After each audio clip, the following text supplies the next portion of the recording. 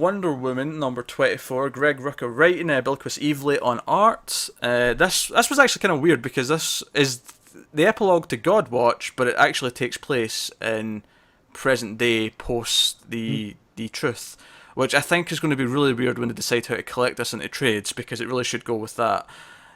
It'll just go in whichever one comes out last. Yeah. Because obviously they've got to choose which. Well, no, order it has it comes to. in. But no, yeah, it has to go at the end of the Truth, because of it. It's all the. It won't You know though, what I mean? because the Godwatch will come out second trade wise if they go with the release schedule the first two set up. But they could swap it over because they're alternating issues. They could swap it over if they wanted could. to. But it just is. Well, it has to, because it deals directly with the fallout from that, not the fallout from the. I think first story. I think the story would read better with Godwatch first, and then the Truth. I think. But you'd have to put this issue at the end of the Truth. This at the end of the Truth, because this isn't just the kappa to Godwatch. This is a kappa to the run as a whole. Because obviously we know 25 is setting up going forwards.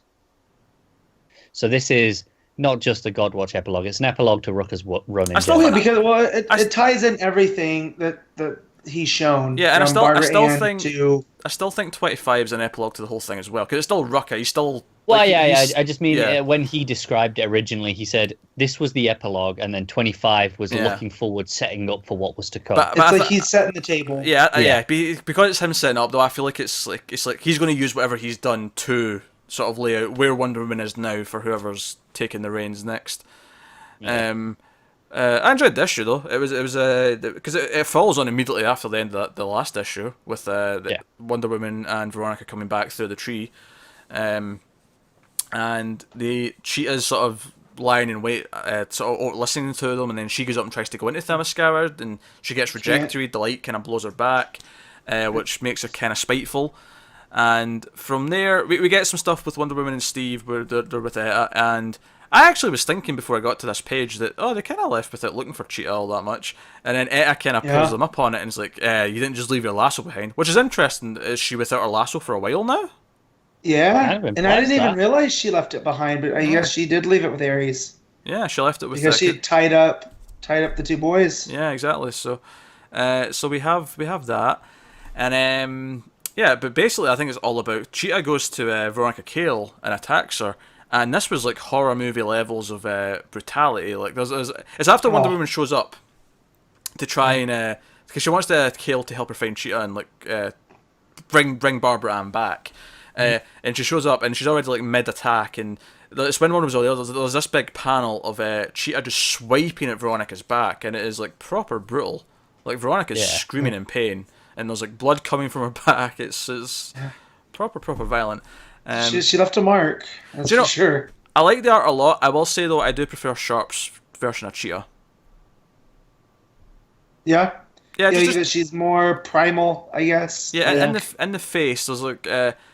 Not that this Cheetah's bad per se. It's still good. It's just the face definitely has a lot more of like a sort of tight bone structure to it, which it was sticking out to me. I also actually like how Evely's style is subtly different, being in present day than it was in the past. It's just slightly sharper, slightly clearer in general. I don't know if that's down to her, or if that might be just a different inker. I'm not sure, but either way, it works for the time. Yeah, no. That makes sense. That was kind of tight for me. It was kind of like an emotional resonance, because Wonder Woman does beat her. And it's I actually love. There's a great panel of she's basically choking her out to knock her out, and there's a little panel there of Wonder Woman's face. She's got her eyes shut. She's like clearly sad that she's doing this to her friend. It's a good emotion on her face, and obviously the final moment of.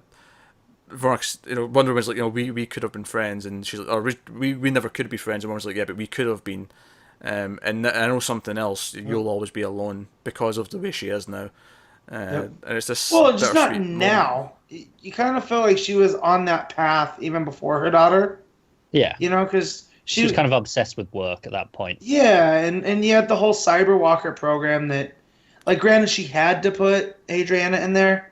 Yeah. But Yeah, sure. I mean, that was her personality, but I think her daughter was the tragic thing that put her over this line. That there's no coming back from. And you even see her have that moment with Dr. Cyber where she's like, "You're not even a real person. You're just a AI that's based on my friend." Yeah. It's definitely giving her layers as a villain. Yeah. Whereas, before she was just kind of like evil businesswoman that had it out for Wonder Woman. And now there's definitely a personal reason. It's like, well, you really cost me.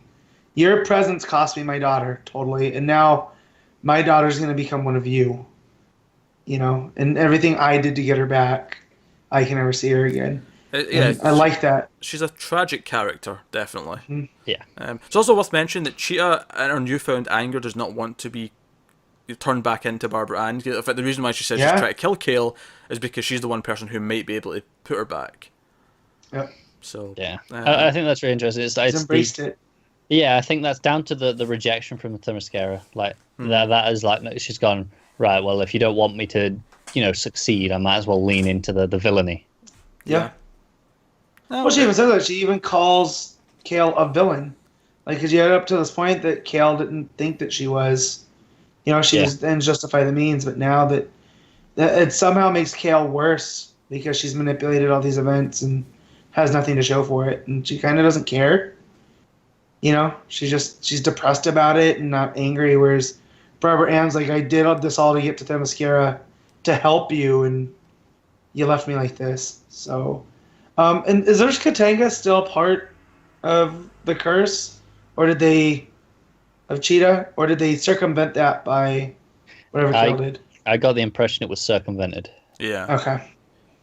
Yeah, when so now she can kind of be the Cheetah that we had before, where she can just kind of act on her own. Yeah, she's kind of become classic Cheetah almost through this, which is again an interesting thing. The idea that the whole thing's been a year one almost for. Obviously it's been like 8 years, but like the whole thing's been like the origin of Cheetah as we know her. So because now going forward we have her, actively making her own decisions and choosing to be villainous rather than manipulated by a curse. But she is much more like, say, a Harvey Dent, where there's still a human being in there that could maybe be talked back at some points, which it makes her an interesting villain, and it gives Wonder Woman this full. So, so it'll be curious to see how whoever the new writer ends up being. If I could see maybe the part-timer becoming the full-timer, depending next week. Knowing that we don't have the same format with the new, do you think that this will go to single shipping?